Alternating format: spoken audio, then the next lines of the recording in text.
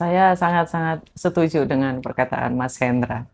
Dulu, ketika saya benar-benar fokus pada orang-orang yang membenci saya, hidup saya stuck di situ aja. Kita nggak bisa jadi raja di hidup orang lain. Kita hanya bisa jadi raja di dalam hidup kita. Tidak masalah kita jadi dayang-dayang di hidup orang lain. Tapi kita harus jadi raja di hidup kita sendiri. Menjadi raja itu tidak mudah. Langkahnya banyak. Jadi kebayang nggak sih Mas, ketika kita ingin menjadi raja di dalam hidup kita, terus kita juga ingin jadi raja di hidup orang lain kan, kayak gitu nggak bisa. Pilih mana, kamu mau jadi dayang-dayang di dalam hidup kamu, atau kamu ingin jadi raja di hidup kamu. Ketika menjadi seorang raja, kamu sudah harus tahu anggapan orang lain bagaimana, bagaimana omongan orang lain, bagaimana permasalahan bisa datang, A, B, sampai Z. Sebagai seorang raja, layaknya kita harus duduk tegap, kepala diangkat, tarik nafas, lepaskan, tersenyum, udah gitu. Kalau saya, ya Mas Hendra ya. Dan saran saya sih buat teman-teman yang masih peduli dengan rasa dendam kepada orang tua, rasa marah kepada permasalahan di masa lalu, tetangga yang suka iri, bla bla bla, lupakan, biarkan. Seperti kata Mas Hendra tadi, nggak ada waktu. Nggak ada waktu, Mas. Kita cuma punya waktu 24 jam. Untuk, mohon maaf, buang hajat berapa? Kalau digabung seharian, ya. Terus untuk tidur udah 8 jam sendiri. Belum untuk makan. Kebayang nggak sih Mas, itu belum untuk kerja lagi, untuk bisnis lagi. Terus habis lagi untuk yang lain. Sedangkan kita harus punya waktu sunyi, bukan? Ah, gimana tuh? Kebuang sia-sia waktunya. Apalagi kalau ada sampai yang head comment, Allah bacot. Iya juga ya. Dalam satu akun, dia satu akun nih, terus dia komen sampai 100 akun berapa kali tuh? Aja. Dikali sampai berapa detik? 100 akun, sekian detik, dikali, udah berapa habis waktunya tuh, Mas? Iya. Sayang banget kalau Iya, tapi menarik ya, soal haters itu menarik banget sih. Artinya, kalau aku ya, di titik ini tuh, nggak pernah naruh itu di pikiranku sih. Mungkin karena saya awal, Mas. Apalagi di hati ya. Iya. Yang ada tuh di bawah telapak kaki gitu.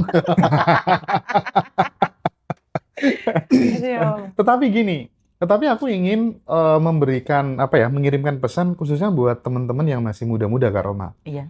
Jejak-jejak digital, komen-komen yang negatif itu menurutku adalah bagian dari etikabilitas yang itu juga akan mempengaruhi jalan hidupmu loh. Betul. Jadi kalau itu kamu terus-teruskan, ya yang rugi bukan orang lain, tapi dirimu sendiri, ya nggak sih? Iya betul Mas. Saya malah untung. Karena saya ngerasa 2 hari kemarin saya sempat mikir gitu ya Mas ya. Ini bener nggak sih jalannya sampai dihujat kayak gini? Ini bener nggak sih ilmunya gitu ya Mas ya? Terus sahabat saya bilang, lah apa hubungannya pikiran mereka dengan apa yang pengen kamu lakukan? Kalau misalnya kamu belum sanggup, ya wajar, kamu masih muda. Kayak gitu ya Mas ya. Wajar, kamu belum sedewasa itu untuk dewasa. Kamu tuh cuman wanita yang masih muda, terus dipaksa untuk dewasa. Gitu. Terus, bener juga. Udahlah. Jalan satu-satunya mungkin kalau kamu belum bisa, misalnya kayak tadi Mas Hendra ya, ada di telapak kaki gitu. Iya. Mungkin saya masih di sini, terus lama-lama jalan ke bawah, tinggal injek. Tinggal nunggu waktu aja. Iya, kayak gitu. Mungkin namanya masih belajar ya Mas. Iya. Oke. Nah, mungkin ini ya, Mas Rozi ya. Ya. Mungkin kita mulai lebih meningkatkan obrolannya dari sini. Kadang Mas Rozi, kalau kita mau butuh naik level gitu, Iya benar. ya, menaikkan level kemakmuran, misalnya kayak tadinya dulu misalnya pesen kamar tuh rate-nya ya 700.000, 800.000, 1 juta gitu udah mahal banget gitu ya. Nah, kayak gitu, Kak Roma, itu kan butuh yang namanya nyali ya kalau misalnya kita mau naik level gitu. Tidak hanya soal kamar hotel, apapun itu gitu. Sarannya Kak Roma gimana sih supaya kemudian kita itu nggak stagnan gitu dalam proses pencapaian kemakmuran tuh nggak stagnan gitu. Oh, I see. Iya. Ini penting banget dan ini aplikatif sih sebenarnya. Gimana tuh Kak Roma? Saya setuju sih Mas. Jadi dulu kan memang saya sangat-sangat menghitung uang gitu ya Mas ya. Makan sampai 10.000 per hari gitu kan ada levelnya. Terus setelah saya bekerja saya naikin jadi 20.000. Terus saya ngerasa kok makin miskin. Iya. Saya udah punya gaji kok kayak gini aja. Terus saya naikin lagi jadi 30.000. Ah. Saya bingung kok makin nggak ada lagi. Di mana nih salahnya nih? Ternyata ketika saya ulik lagi ya Mas ya, pertama ketika saya pengen sesuatu, saya tahan. Nah, orang-orang tuh pada komen, Kak Roma kok sekarang udah ganti kacamata. Nah, kemarin ini saya dapat inspirasi Mas. Terus sahabat saya bilang, Roma, mohon maaf, itu kacamata udah rusak. Kan dari depan nggak rusak ya Mas ya, tapi dari belakang itu sebenarnya udah sedikit rusak gitu ya Mas ya. Terus sahabat saya bilang, kamu ngajarin keberlimpahan, tapi kok pelit banget. Terus saya mikir lagi Mas ya, makanya teman-teman semuanya kita tuh butuh belajar. Siapapun itu, bahkan ketika kita sudah naik ke atas, kita juga masih tetap bisa belajar. Nah, dari itu saya sadar Mas, oh berarti ada yang masih perlu saya pelajari. Nah, saya mulai nih Mas, bener kata Mas ya, ketika kita ingin melangkah ke kemakmuran, kayak gitu, kita harus mulai mengambil langkah-langkah yang sedikit ekstrim. Langkah pertama ekstrim yang saya ambil adalah makan di restoran mewah. Yang mungkin bagi teman-teman di sana, di luaran sana itu murah, tapi bagi saya itu lumayan mahal. Dari yang harga 30.000 makan, saya sama sahabat saya itu spending hampir 2 juta, bukan hampir, memang 2 juta. Hanya untuk makan berdua aja. Nah, ketika saya ada di environment itu, Mas Hendra, saya ngerasa kayak ada ya tempat kayak gini. Oh, terus saya mikir lagi. Waktu saya diri ngelihat pemandangan city light, terus saya menggumam di dalam hati saya, Mas ya. Enak kali ya kalau saya bisa diri memandang ke bawah, terus saya punya kantor, setidaknya jadi karyawan ngelihat pemandangan kayak gini lah gitu. Itu ceritanya saya masih kerja, Mas. Seminggu kemudian kantornya pindah. Pindah, Mas. Dari lantai cuman lantai 5 ya. Terus langsung ke lantai 29. Benar-benar city light. Itu yang pertama. Terus waktu saya makan, saya lihat ada menu yang luar biasa gitu. Dalam hati mikir ya Mas ya, selama ini aku kemana aja? Kok ada makanan seenak ini dan aku baru bisa ngerasain di saat ini? Apa yang orang lain lakukan sampai bisa mereka makan ini hampir 1 bulan sekali? Dalam pikiran saya kayak gitu ya Mas ya. Enak kali ya, aku ucap lagi nih Mas afirmasinya. Enak kali ya kalau bisa makan mewah. Sebulan sekali deh, kayak gitu. Masya Allah. Sebulan kemudian Mas, pergi lagi. Oke. Jadi makanya kalau kita tuh, bukan saya nyuruh teman-teman untuk bermewah-mewah ya, enggak. Tapi kita masuk dulu ke environment-nya, kita kenal, kita tahu. Kalau kita nggak kenal, kita nggak akan tahu. Tapi orang-orang tuh banyak mengira kalau kita bermewah-mewah itu boros, Mas. Iya. Nah ini mental miskinnya kena nih Mas. Mental miskinnya kena. Jadi kayak, oh, kan sayang Kak digunain duit segitu hanya untuk makan-makan. Kan lumayan bisa ditabung. Terus kalau ditabung apa yang kamu dapat? Pikirannya masih di situ-situ aja. Terus dia nabung. Belum tentu kan Mas. Ketika pikiran kita itu stagnan, kita bisa punya ide untuk bikin bisnis. Siapa yang tahu ketika kita gunakan uang tabungannya pergi jalan-jalan ke Bangkok, tiba-tiba di Bangkok punya ide untuk bisnis. Banyak loh Kak, teman-temanku itu yang dulunya ngerokok, Ya. terus kemudian akhirnya memutuskan untuk nggak ngerokok. Pada saat memutuskan untuk nggak ngerokok, gelang istrinya nggak nambah-nambah. Sama aja. Ya artinya terkadang salah satu cara untuk kemudian memperbesar wadah rezeki itu ya udah dengan cara menaikkan level kebutuhan. Iya. Menaikkan level kebutuhan, termasuk kemudian memikirkan nasibnya orang lain. Betul. Iya nggak sih? Betul Mas. Itu betul sekali. Kalau yang tadi saya bicarakan itu untuk mengenal environment ya Mas. Yang kedua yang saya lakukan, apa sih yang bisa saya lakukan untuk orang lain gitu loh Mas. Ini pertanyaan paling dasar. Sampai saya bikin buku kan banyak tuh Mas, e-book. Oke. Sampai ada, masih 2 sih. Buku fisiknya ada 1. Sebenarnya banyak buku e-book saya, cuma belum saya liris aja. Dan kemarin baru banyak tuh orang yang sadar tentang jurnal Mas. Jurnal itu luar biasa. Sampai di mana tadi? Perlu Mas? dibiasakan kalau kita mau naik level Iya. tuh perlu nyali lebih tepatnya Betul. kali ya. Tadi kan berani. Karena keberuntungan itu menyukai orang-orang yang berani. Oke. Keberuntungan hanya menyukai orang-orang yang berani. Kalau misalnya belum dapat, kita beruntung. Dapat pembelajaran. Kalau misalnya Allah kasih rezekinya, berarti kita beruntung banget. Untung dan untung banget. Iya sih. Aku dulu punya sahabat namanya Nagara Yanotama. Wow. Dia kasih satu statement gini. ke depan orang-orang yang maju itu bukan orang-orang yang pintar, tapi orang-orang yang berani dulu. Berani dulu. Terus yang pintar kemana dong, Mas?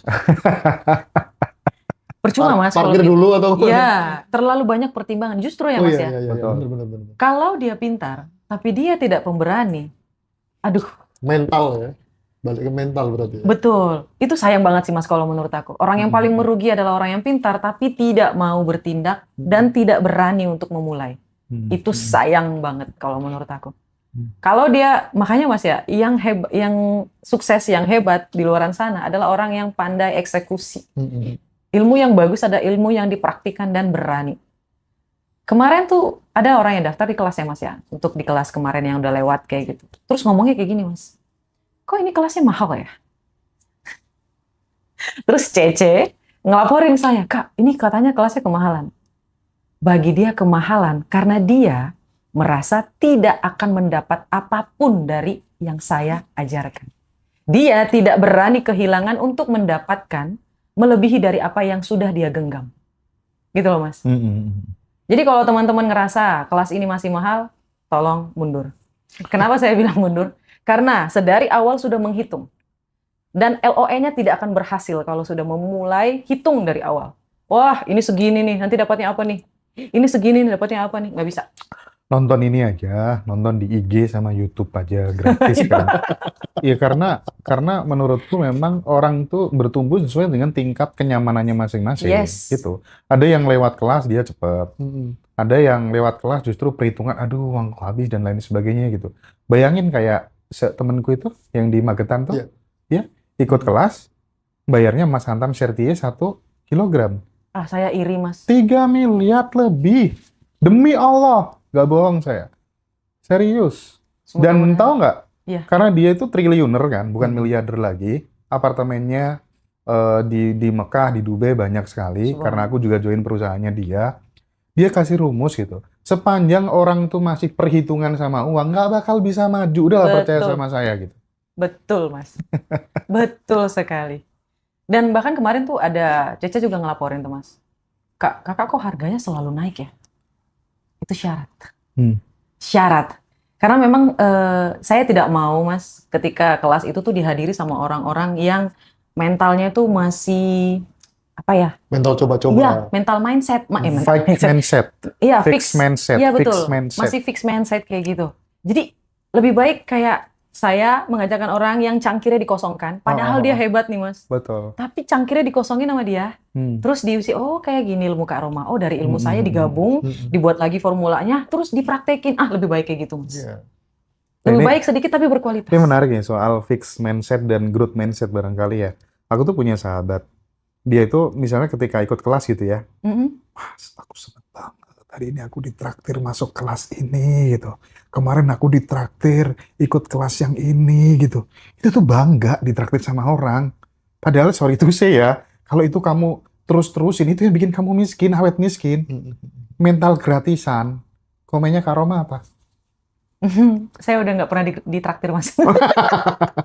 Saya hanya mengizinkan orang yang akan saya doakan untuk sukses untuk mentraktir saya atau yang satu level sama saya. Kalau nggak saya nggak mau. Kalau dia masih pikiran bukan kekayaan ya, jangan tersinggung. Pikirannya, mentalnya masih di bawah, masih low frekuensi, saya tidak akan mengizinkan dia untuk mentraktir saya. Saya yang akan mentraktir kayak gitu. Itu betul sih Mas, dan itu diomongin sama mentor saya. Never, ever, jangan pernah biarkan orang lain mentraktir kamu. Jangan. Kalau nggak bisa bayar di situ, bayar di kemudian hari. Oke. Kayak gitu, Mas. Mbak Ina jangan traktir saya lagi ya. Kalau dia bawain oleh-oleh sih kalau Mbak Ina. Nggak apa-apa ya. Nggak bosen-bosen deh Bang. Iya, nggak bosen-bosen nih orang gitu ya. Tapi gini Kak Roma, nanti Iya. sebelum dilanjutkan sama Mas Rozi gitu. Kadang komunitas atau circle atau kalau salah satu cara untuk kemudian membuka pikiran bawah sadar itu kan terbukanya arah, salah satunya adalah ketika kemudian kita itu bergaul dengan orang-orang yang frekuensinya lebih tinggi gitu. Yang jadi masalah adalah ketika kemudian orang itu tidak menemukan circle yang tepat, susah sekali gitu. Apalagi dari keluarga yang toksik gitu. Solusinya gimana dong? Seminar dong. Seminar. Agree. Mas, saya mulai beranjak tuh ketika saya tuh mulai bertemu dengan orang-orang yang di seminar kayak gitu loh, Mas. Saya mulai bertemu orang-orang yang positif itu ya dari grup-grup yang seminar kayak gitu. Jadi mereka itu terus ingin bertumbuh, bertumbuh, bagaimana mencari peluang kayak gitu, Mas. Jadi kalau misalnya kita masih belum punya duit untuk ngikutin seminar, teman-teman bisa, betul kata Mas Hendranya, silahkan belajar di TikTok dulu, di YouTube dulu, di Instagram dulu. Sembari kita menabung. Jangan bilang nggak punya duit. Misalnya nih harga kelasnya 1,5 gitu ya Mas ya. Ya, kita bisa loh nabung 30.000, kalau nggak 10.000 per hari. Itu kelasnya pasti akan ada lagi 2 bulan sekali atau 3 bulan ke depan. Kita kan masih punya waktu ya Mas ya. Itu kan bisa ditabung. Sambil belajar, sambil kita ketahuin, kita pelajarin. Oh nanti tinggal eksekusinya gimana. Karena akan beda pembelajaran yang ada di kelas dan ada di IG, di TikTok, di YouTube itu berbeda. Jauh. Kayak gitu loh Mas. Kalau saya pribadi ya Mas ya. Terus yang kedua, baca buku. Jangan malas baca buku, please. Jangan malas baca buku. Baca. Iqra. Kan dia. Dalam agama kita juga disuruh untuk baca. Baca. Meskipun cuman 1 halaman per hari. Ya, 1 halaman per hari nggak masalah. Buat yang muda-muda, tolong Gen Z. Sesama Gen Z kita harus baca buku lebih rajin. Ini konten ditujukan untuk Gen Z ya. Oh bukan, ini juga Bukan. milenial, Mas. Maksudnya baca bukunya, Mas. Iya. Tapi aku pengen teman-teman yang Gen Z khususnya nonton sih obrolanku dengan Kak Roma ini supaya kemudian gimana sih cara memulainya dari nol. Karena Kak Roma udah ngasih contoh kan. Iya, Mas. Bagaimana penderitaan hidupnya dan lain sebagainya gitu kan. Tapi ngomong-ngomong soal Iqra tadi ya, kalau Mas Rozi itu Yasin nih. Yasinnya orang Madura gimana Mas Rozi? Mal Quranil Hakim. Ya Allah. Yasin gitu ya.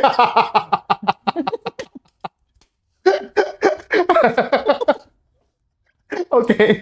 Ya Allah. Rozi ada pertanyaan? Mungkin Mbak-mbak ini ada. Oke. Aku lanjutkan dulu deh kalau gitu ya. Oke. Ini nih menarik mungkin kalau ditanyakan ke Kak Roma kali ya. Baik, Mas. Meskipun Kak Roma belum pernah ditinggal sama pasangan ya. Oh, pernah Atau dong. sudah pernah ya? Sorry. Pernah, tapi pacar tapi. Pacar ya. Saat ada laki-laki Mhm. ditinggal sama istri Oke. dengan alasan apapun lah ya. Kamu yang senyum tadi, kamu ditinggal sama suami ya? Ini nih laki-laki nih. Ini asli temanku sendiri. Baik. Mungkin dia problemnya finansial Kak, atau apa ditinggal terus kemudian dia cari suami yang lebih bisa menjamin masa depannya mungkin ya. Baik. Kan itu terpukul banget. Banget. Bahkan tubuhnya langsung kurus gitu. Untung nggak sakit kan. Mm-mm. Nah, caranya memulai untuk bangkit gimana? Yang paling realistis. Yang paling realistis, Mas. Pertama, nikmati aja kesedihannya dulu. Oke. Nikmati. Yang pertama itu. Yang kedua, akuin aja. Oh ya udah, mungkin dia ninggalin aku ya memang karena ketidakmampuanku di kala ini. Oke, fine. Lalu setelahnya sudahi. Ikhlaskan. Tidak ada yang bisa kita lakukan selain mengikhlaskan. Dan kita mulai berpikir, oh, aku akan naik tangga. Dan wanita yang kemarin adalah wanita yang tidak mampu untuk menemaniku naik ke level itu. Positif mindnya kayak gitu. Karena ketika kita ditinggalkan seseorang, artinya akan datang orang yang terbaik. Tempat di samping itu harus kosong dulu, Mas, baru datang dan digantikan. Kebanyakan orang salah paham, Mas. Ketika seseorang pergi, mereka itu ngerasa kayak, oh ya udah, aku selesai, aku kayak gini ya, kayak gitu. Enggak, sebenarnya enggak. Ketika seseorang pergi, maka yang terbaik akan datang. Jadi makanya Allah itu maha baik. Kenapa saya selalu bilang Allah itu maha baik? Karena Allah itu tahu siapa yang kita butuhkan. Buat temannya Mas Hendra, tenang aja, yang terbaik akan datang. Lagi OTW. Lagi OTW. Lakukan yang terbaik. Jadi meskipun istrinya pergi, nggak apa-apa. Iya. Habis ini pasti akan datang yang lebih cantik, lebih baik hati, Iya. lebih bisa setia menerimaku apa adanya gitu kan? Kalau menurut saya yang akan membuat sahabat Mas Hendra jauh lebih hebat daripada yang kemarin. Oke. Kalau menurut saya pribadi. Kalau untuk laki-laki memang tujuan paling utama itu karir nggak sih, Mas? Oke. Iya, Mas ya. Benar. Kalau menurut saya, karena impian laki-laki itu kan lebih Iya. menggebu-gebu gitu daripada wanita-wanita kan lebih rasa aman. Merasa bertanggung jawab. Iya, menjadi betul. pengayom pelindung kan gitu. Betul. Tapi boleh nggak sih kalau kemudian si laki-laki ini memiliki dendam yang positif gitu? Karena dia kan sakit hati nih. Oke. Oke, mulai detik ini aku akan kerja lebih keras lagi, Boleh lebih dong. cerdas lagi gitu. Boleh dong. Mas Hendra tahu nggak? Ini saya sharing bentar ya Mas, saya compare. Di-compare nih permasalahannya. Sebelum saya menjadi seorang seperti yang sekarang, Hairoma, saya pernah nyeletuk sama teman saya. Ini saya sudah mulai bikin TikTok, masih followernya masih 2000 lah. Terus saya sering bikin seminar, bukan seminar, live kayak gitu. Pasti sering. Dua hari sekali saya pasti bikin live kayak gitu. Saya pernah nyeletuk, enak kali ya kalau saya kasih bimbingan, kalau saya ngasih motivasi, kalau saya ngasih pembelajaran itu dibayar. Mas tahu, teman kantor saya yang bersebelahan dengan saya, dia nyeploknya kayak gini, Mas. Emang lu siapa? Iya. Saya ngedengar itu langsung mikir ya Mas ya. Saya langsung senyum Mas. Oh, hari ini bukan siapa-siapa sih. Lihat aja nanti. Iya. Sambil senyum Mas. Sambil senyum saya langsung melakukan gerilya. Iya. Gerilya itu kayak melakukannya diam-diam gitu loh Mas. Saya nggak pernah ngasih tahu, ngepost dimanapun kalau saya itu udah jadi influencer. Kan Instagram itu kan ada yang pribadi dan ada yang akun ini ya Mas ya. Dan saya tidak pernah memberitahu siapapun dari teman saya kecuali teman dekat saya atau sahabat saya. Tahu-tahu udah 100.000 follower baru saya upload. Gue berhasil loh yang kayak gini. Lalu tahu-tahu saya bikin seminar baru saya upload kayak gitu Mas. Gue udah jadi pembicara loh. I'm paying enough. Aku sudah dibayar loh. Jadi buat temannya Mas Hendra juga kayak gitu, nggak apa-apa. Tapi buktiin, tapi sambil senyum, sambil bahagia, sambil ikhlas. Gimana sih? Masuk Oh, masuk. banget. Bukan Mas Roji kan ya? Bukan. Bukan. Nomi. Oh no, oh not you, okay. Someone people. Oh, some people There. there. Oh, okay.